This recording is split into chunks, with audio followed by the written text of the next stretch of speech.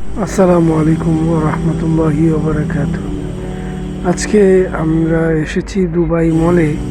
তো দুবাই মলে একটি প্রাচীনতম একটি ডাইনোসরের কঙ্কাল এখানে রাখা আছে। এটা মূলত আসল কঙ্কাল, অরিজিনাল।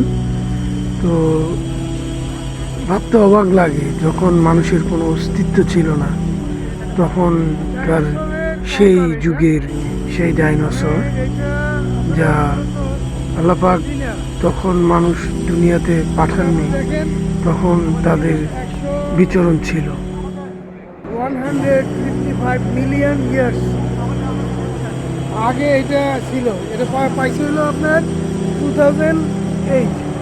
মূলত এটা সংরক্ষণ করা হয়েছে আমেরিকার লস অ্যাঞ্জেলস থেকে 2008-এ। আপনারা আগে আমি বলেছি। তো কল্পনা করার বাহিরে হিসাবে আসে 150 কোটি 50 লক্ষ বছর আগে জীবন ছিল এই ডাইনোসরের, তখন বিচরণ করেছে এই দুনিয়াতে। ভাবতে অবাক লাগে, ইমেজিং।